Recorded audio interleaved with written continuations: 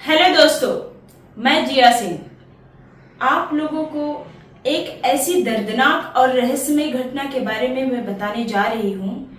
जो लोग भूत, पिशाच और आत्माओं को नहीं मानते हैं, केवल मेडिकल साइंस पे भरोसा करते हैं।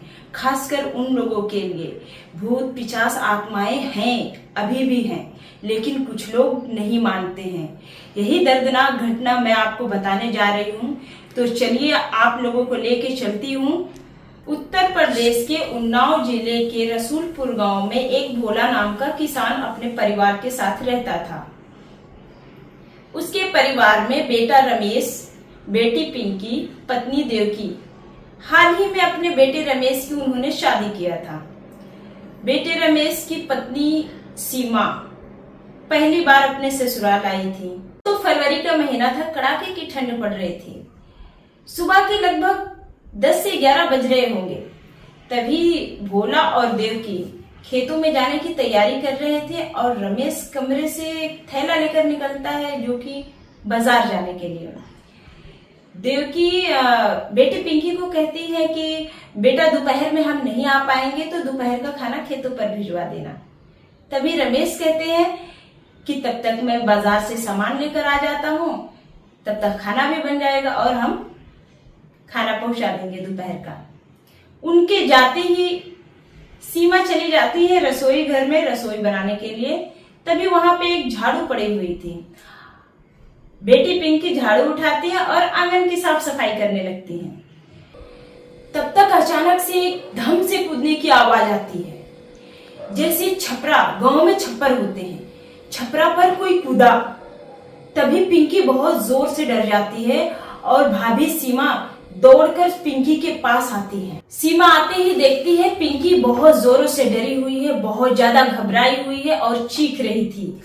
सीमा भी डर गई पिंकी को देखकर। पिंकी भाभी को देखते ही जोर जोर से चिल्लाने और चीखने लगती है, क्योंकि वो बहुत ज्यादा डरी हुई थी। पिंकी को डरा हुआ देख सीमा भी बहुत डर जाती है और उससे पूछती है क्या हुआ, किस चीज की आवाज थी। ऐसा लगा कि किसी के कूदने की आवाज थी। तभी पिंकी ने इशारों से दिखाया। वहां पर एक बहुत भयानक और डरावनी बिल्ली थी। जैसे ही सीमा और पिंकी की नजर उस बिल्ली पर जाती है, वो बिल्ली धम से कूदती है जमीन पर और घुस जाती है किचन में, रसोई घर में। उनके रसोई घर में घुसते ही बिल्ली के रसोई घर का दरवाजा बंद है। रसोई घर का दरवाजा बंद हो गया दोस्तों। अब ये देखकर सीमा और पिंकी बहुत जोर से चीखने और चिल्लाने लगती है। वो डर जाती हैं, क्योंकि किसी के भी घर में ऐसा होगा तो लोग डर जाते हैं। उनकी चीख और चिल्लाहट सुनकर पास पड़ोस के लोग उनके घर के आंगन में आते हैं और पूछते हैं, बेटी पिंकी ऐसा क्या हो गया, तुम लोग इतना चिल्ला क्यों रहे हो, इतना चीख क्यों रहे हो। तभी पिंकी पूरी कहानी, पूरी घटना अपने पड़ोसियों को, अपने गांव वालों को बताती है। तभी अचानक से रसोई के दरवाजे से आवाज आती है। रसोई के अंदर से आवाज आ रही है, सीमा सीमा सीमा मैं हूं, सीमा मेरे पास आओ, सीमा तुम सुन रही हो। गांव वाले सब डरे हुए, सहमे हुए। और सीमा को तो कुछ समझ ही नहीं आ रहा था कि रसोई में कोई नहीं था उस बिल्ली के अलावा, जो कि वो गई थी अंदर और दरवाजा अचानक से बंद हुआ था। उस रसोई में उस बिल्ली के अलावा कोई नहीं था। लगातार आवाज आ रही थी, सीमा मैं हूं, मेरे पास आओ, मैं हूं, मेरे पास आओ। लगातार आवाज आती गई और सीमा बहुत डरी हुई, बहुत सहमी हुई थी। पूरे गांव वालों को कुछ समझ में नहीं आ रहा था कि आखिर एक बिल्ली बोल कैसे सकती है। तभी सीमा के पति रमेश, जो बाजार गए थे, वापस आए। वो वापस आते ही देखते हैं कि उनके घर के आंगन में लोगों का जमावड़ा लगा हुआ था, काफी भीड़ थी। वो जैसे ही अंदर जाते हैं, तभी सीमा दौड़ के आकर रमेश के गले लग जाती है और कहती है, रमेश मुझे बचा लो, मुझे बचा लीजिए आप। रमेश परेशान, ऐसा क्या हो गया? तभी पूरी कहानी बेटी पिंकी बताती है रमेश को। पूरी कहानी सुनते ही रमेश कहते हैं कि मैं जाऊंगा अंदर, देखता हूं कौन है उसमें। रमेश रसोई के अंदर जाने की कोशिश करते हैं, तभी अंदर से आवाज आती है, नहीं नहीं, कोई नहीं आ सकता सीमा के अलावा, सिर्फ सीमा ही आ सकती है हमारे पास, कोई नहीं आ सकता है। रमेश की सारी कोशिश नाकामयाब हुई, वो रसोई के अंदर प्रवेश नहीं कर सके। तभी सरपंच जी आते हैं और ये सब कहानी सुनते हैं, वो भी आश्चर्यचकित रह जाते हैं। रमेश को लगा उनके माँ बाप वहां पर नहीं है, उनको बुलाना चाहिए। तभी एक छोटा सा गांव का बच्चा था, उन्होंने भेजा खेत पर से उनके पिताजी और माताजी, माता देवकी और पिता भोला जी आए।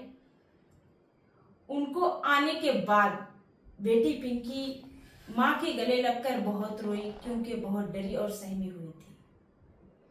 सबने कोशिश किया कि कैसे भी करके दरवाजा खुल जाए।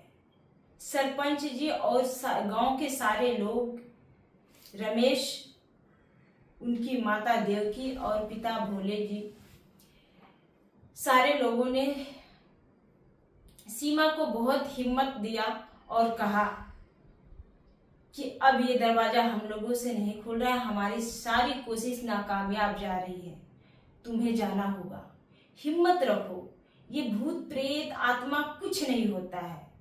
कोई गांव के बच्चे होंगे जो तुमसे मजाक कर रहे हैं, लेकिन दरवाजा नहीं खुल रहा है। अगर तुम्हें बुलाया जा रहा है, तुमसे अगर दरवाजा खुल सकता है, तो सीमा तुम जाओ, क्योंकि सारी कोशिश नाकामयाब हो चुकी थी। फिर भी इतना होने के बाद भी सरपंच और गांव के लोगों को इस चीज पे भरोसा नहीं था। लोगों को लग रहा था कुछ नहीं है, ऐसे ही बच्चे हैं जो शरारत कर रहे होंगे। कोई गांव के बच्चे होते हैं, आप लोगों ने देखा होगा, गांव में कुछ ऐसे बच्चे होते हैं जो शरारत करते हैं, इस टाइप की डरावनी चीजें करते हैं, डरा देते हैं लोगों को, मजाक करते हैं। तो उन लोगों को ऐसा ही लगा। सीमा बार बार कदम उठाती है जाने की और पीछे हो जाती है। सीमा जैसे ही एक कदम आगे बढ़ाती है, अंदर से आवाज आती है, आ जाओ सीमा, आओ सीमा, आओ सीमा। जैसे ही आवाज सीमा सुनती है वो डर जाती है, सहम जाती है और अपने पैर पीछे ले लेती है। सीमा के पति ने जब सीमा को पहले चलने के लिए बोला कि सीमा तुम आगे चलो, मैं तुम्हारे साथ हूँ, मैं तुम्हारे पास हूँ, मैं तुम्हारे पीछे पीछे आ रहा हूँ। सीमा पति के दबाव में आकर जैसे ही किचन के दरवाजे पे एक पैर रखती है, दरवाज़ा तुरंत खुल जाता है। दरवाज़ा खुलने के बाद सीमा जैसे ही दूसरा पांव आगे प्रवेश करती है, वैसे ही दरवाज़ा अचानक से बंद हो जाता है। दरवाजा बंद होते ही रमेश और रमेश का परिवार काफी डरा हुआ था और लोग सहमे हुए थे। उनके घर के लोग, आसपास पड़ोस के लोग और खुद मुखिया जी, सरपंच, सब परेशान। सारे लोग परेशान थे कि आखिर सीमा अंदर से दरवाजा क्यों नहीं खोल रही है। जो आवाज आ रही थी वो आवाज भी बंद। सीमा अंदर से गई है, सीमा तो आवाज दे सकती थी, पर सीमा की भी कोई आवाज नहीं आ रही थी। सीमा को लोग चिल्ला रहे थे, चीख रहे थे, सीमा बोलो, सीमा, सीमा दरवाजा खोलो, सीमा दरवाजा खोलो, सीमा दरवाजा खोलो, सीमा। सीमा की कोई आवाज नहीं मिली किसी को। उसका पति रमेश को होश नहीं आ रहा था। वो इतना परेशान था, वो अपनी पत्नी की वजह से वो सदमे में जा चुका था। अचानक से गांव का एक लड़का आता है कुल्हाड़ी लेकर दरवाजा तोड़ने के लिए। गांव वालों ने मिलकर दरवाजा तोड़ा। गांव वालों ने मिलकर दरवाजा तोड़ते ही अंदर में पूरा अंधेरा, रसोई में अंधेरा था। तभी गांव वालों ने लाइट जलाया, कुछ लालटेन टाइप का जो गांव में होता है। लालटेन जलाकर देखने लगे लोग, ढूंढने लगे लोग। रमेश पागलों के जैसा ढूंढने लगा। देव की छाती पीट पीट कर रो रही है। उनकी ननद पिंकी चीख रही है, चिल्ला रही है, डरी हुई है। और उनके ससुर जी भोला जी, उनको तो कुछ समझ ही नहीं आ रहा है कि आखिर हमारे घर में हो क्या रहा है। गांव के लोग, उनके परिवार वाले सब कमरे में ढूंढ रहे हैं किधर है। कोई टॉर्च लाइट लिया है, कोई लालटेन जलाया हुआ है। तभी अचानक से नजर जाती है रमेश की एक खूंटी पे।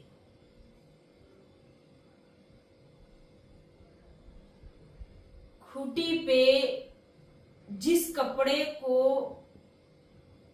सीमा ने पहन रखा था, उसके साड़ी, ब्लाउज, पेटीकोट और बहुत जो भी कपड़े उन्होंने पहन रखा था, वो खूंटी में टंगे मिले उनको। वही कपड़ा जो पहन के उन्होंने ये वारदात हुई, वो रसोई में गए थे। वो जैसे ही इन लोग कपड़े को देखते हैं, आश्चर्यचकित होते हैं कि जब कपड़ा यहाँ है, सीमा कहाँ है। जमीन पे कुछ बूंदे खून की पड़ी हुई थी और जो दूध का मटका था, मटके में गांव में दूध पकाते हैं। जो किचन में हम खाना बना लेते हैं तो वो दूध को रख देते हैं, दूध पकता रहेगा। वो दूध खोल रहा है, पक रहा है, उसकी आवाज ही हो रही है। लेकिन सीमा के वहां पर कोई आवाज नहीं थी। वहां पर कोई सबूत नहीं था कि सीमा वहां गई। बस 2-4 बूंद खून के और सीमा का कपड़ा। दोस्तों, वो बिल्ली और सीमा आखिर कहां गए? वो राज का राज ही रह गया। आज तक सीमा का पता नहीं चला। वो कौन थी वो बिल्ली? कौन थी वो पिचासनी? कौन थी वो आत्मा? क्या वो आत्मा थी? क्या वो पिचासनी थी? क्या थी वो? आखिर वो बिल्ली थी क्या जो सीमा के वस्त्र तक को साथ नहीं ले गई? सिर्फ उसकी आत्मा, उसका जिस्म चाहिए था उसको। आखिर कौन थी वो बिल्ली? ये राज का राज ही रह गया। ये रहस्यमयी और दर्दनाक कहानी दोस्तों मैंने आप लोगों को इसलिए सुनाया कि बहुत लोग हैं जो सिर्फ मेडिकल साइंस पे भरोसा करते हैं। भूत, प्रेत, आत्मा, जिन, जिन्नात, पिचासनी, ऐसी चीजों पे भरोसा नहीं करते हैं। तो दोस्तों, ये थी सीमा की दर्दनाक और रहस्यमयी कहानी। तो मिलते हैं आप लोगों से अगले वीडियो में एक रहस्यमयी और दर्दनाक कहानी के साथ। नमस्कार।